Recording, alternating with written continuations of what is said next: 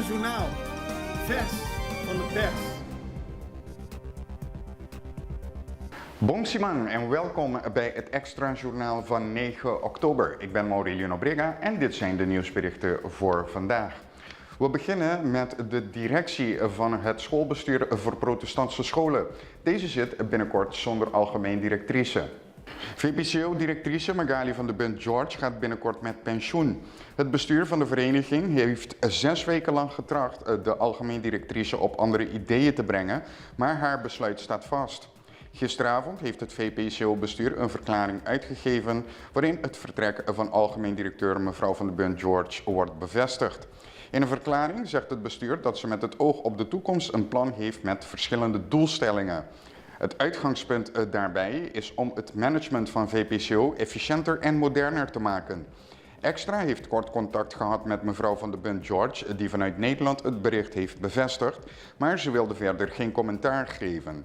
Het pensioen van mevrouw van de Bunt George lijkt nu van kracht te worden vanaf 1 december. En we gaan nu naar de verkeerssituatie bij Santa Rosa, waar automobilisten elke dag tegen hetzelfde aanlopen. Het verkeer in Santa Rosa is een complete chaos, vooral tijdens de vroege ochtenduren wanneer kinderen naar school worden gebracht. Automobilisten negeren verkeersregels alsof het de normaalste zaak van de wereld is. Niet alleen heeft de rotonde die de verkeerslichten verving de files nog langer gemaakt, maar ook de overtredingen van de verkeerswet zijn zeer zorgwekkend. De problemen beginnen bij het kruispunt van Caminda Rignald Ricordino en de Caducci-straat en houden aan tot aan de Caia Tuna. Dit brengt elke ochtend het tal van veiligheidsrisico in het verkeer met zich mee. En de Centrale Bank van Curaçao en Sint Maarten heeft ook gereageerd op de laatste ontwikkelingen bij Enia.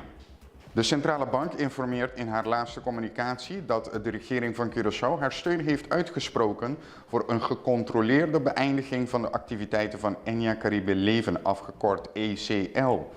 In de komende weken zal de Centrale Bank blijven overleggen met de regeringen van Curaçao en Sint Maarten over het scenario van een gecontroleerde beëindiging van de activiteiten van ECL en zal zij deze plannen verder uitwerken. Een gecontroleerde beëindiging van de activiteiten van ECL betekent automatisch dat er geanalyseerd moet worden wat de beste manier is om de financieel gezonde onderdelen van de Enia-groep te bedienen. Daarnaast zal speciale aandacht worden besteed aan de houders van ECL-polissen die hun waarde hebben opgebouwd op basis van betaalde premies nadat de noodregeling van kracht werd. De noodregeling blijft van kracht gedurende de periode waarin dit plan wordt uitgewerkt. En na de laatste controles van het multidisciplinair team zijn bijna de helft van de gecontroleerde horecazaken gesloten. Op vrijdag 6 en zaterdag 7 oktober heeft het multidisciplinair team controles uitgevoerd bij horecagelegenheden in de gebieden Schotgatweg West, Verus Welgelegen, Otrabanda en Fokkerweg. In totaal zijn er 15 locaties gecontroleerd. Van deze locaties waren er 5 in orde, 3 hebben een waarschuwing ontvangen en 7 gelegenheden zijn gesloten. Het team trof de volgende situaties aan: onhygiënische keukens, illegale sigaretten, valse nummerplaten en illegale nummerborden, een verlopen douanevergunning en ontbrekende documentatie.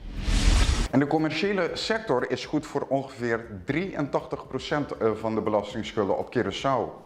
De commerciële sector vormt de groep met de hoogste belastingschulden en daarom gaat de Belastingdienst zijn inspanningen op hen richten. Sinds vrijdag 6 oktober zijn er verschillende interne veranderingen doorgevoerd binnen de Belastingdienst. Binnen de afdeling Bijzondere Inningen zijn alle klantportfolio's herverdeeld onder incasso-medewerkers. Vanaf 1 oktober bedraagt het totale openstaande bedrag aan belastingschulden en boetes slechts 3 miljoen gulden. Hiervan is 2,5 miljoen gulden, 83% dus, gerelateerd aan belastingschulden van commerciële klanten. Het gaat daarbij om omzetbelasting, loonbelasting, winstbelasting enzovoort. En 500.000 gulden is gerelateerd aan particulieren met een belastingsschuld. Het gaat daarbij om inkomstenbelasting, OZB, erfpacht enzovoort. Een analyse van de belastinginkomsten laat zien dat maar liefst 94,5% van de inkomsten van de Belastingdienst afkomstig is van commerciële klanten en slechts 5,5% van particuliere klanten. Het aantal belastingplichtigen met een belastingsschuld bedraagt bijna 115.000 gulden. Hiervan zijn 78.000 particulieren en 37.000 commerciële klanten. Van de 78.000 particuliere belastingplichtigen hebben 63.000 een belastingsschuld van minder dan 10.000 gulden. Het is tijd voor de reclame, dadelijk zijn we terug met nog meer nieuws. Censo está 100% anónimo. Ni CBS, ni a encuestador que está visitado, no que sa direito de família em particular. Mas bien, não está interessado para coletar informação de totalidade, para criar vista correto e exacto de Corsou su hogar e habitante nan.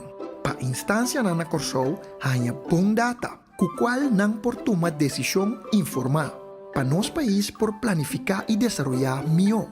Por exemplo, quanto gente empleada e desempleada tem? Den qual barrio? Quanto gas mister de corrente? E quanto tem painel solar? Ora acaba de coletar dados e suma de cifra total, tá desassi de tour informação individual.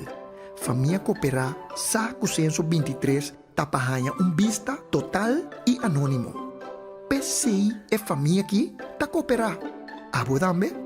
Panosa com nos tá. En we gaan verder met het extra journaal in het Nederlands. Als het goed zit, rijden er binnenkort elektrische bussen in het openbaar vervoer op Curaçao. Recentelijk heeft een delegatie van ambtenaren van het ministerie van VVRP van de regering van Curaçao een ontmoeting gehad met VDL in Nederland om de aankoop van 6 elektrische bussen voor het openbaar vervoer van Curaçao te bespreken. Dit maakt deel uit van de inspanningen van het ministerie om betrouwbaar, betaalbaar, toegankelijk en comfortabel openbaar vervoer op Curaçao te realiseren. En deze moet uiteraard ook schoon zijn. En binnenkort gaat op Curaçao een documentaire in première die het verhaal vertelt van een Curaçaose muzikant die in het buitenland legendarisch is geworden. Op 12 oktober gaat bij de Movies Otrabanda de documentaire Rhythmical Nature, erfgoed en nalatenschap van Cédric Danderé in première. Deze documentaire belicht het leven en de prestaties van Danderé, in het buitenland een bekende muzikant, gitarist, componist en arrangeur. Na deze première zullen er nog meer vertoningen plaatsvinden bij de movies. Cédric Danderé is de eerste Curaçaoenaar en tevens de eerste jazzmuzikant in het Koninkrijk die een album heeft uitgebracht op het prestigieuze Sony Columbia label. Op dat album, wereldwijd uitgegeven door Sony, heeft Cédric zijn eigen composities van Tumba vermengd met jazz, Sehu met jazz, dans met jazz enzovoort. Het album heeft wereldwijd geschiedenis geschreven. Op 12 oktober om 7 uur zal de Movies Otrabanda in samenwerking met het Prins Bernhard Cultuurfonds de première van deze documentaire vertonen. Een man heeft strafvermindering gekregen voor illegale vuurwapenbezit nadat hij eerder zelf was beschoten. De man heeft het wapen gekocht nadat hij eerder onverwacht was beschoten door een groep waarmee hij problemen had en vreesde voor zijn leven. De man stond verder terecht voor bedreiging en mishandeling. De rechter besloot echter dat hij niet voor 18, maar 15 maanden de cel in moet. En tot slot een overzicht van de verkeerssituatie morgen op 10 oktober. De ministeries van VVRP en Justitie kondigen de volgende tijdelijke verkeers- en ordemaatregelen aan in het kader van de viering van 10 oktober. Tot dinsdag 10 oktober om 11 uur zal het Hendrikplein volledig gesloten zijn voor verkeer.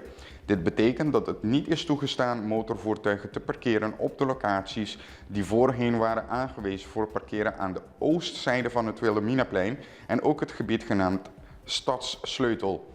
Op maandag 9 oktober vanaf 3 uur tot dinsdag 10 oktober 3 uur en op dinsdag 10 oktober vanaf 6 uur tot 11 uur is verkeer niet toegestaan in de richting van Parque Wilhelmina, Bredestaat, Punda en ook niet de Waterfortstraat vanaf het Hendrikplein ter hoogte van het voormalige Coco Loco CD Center.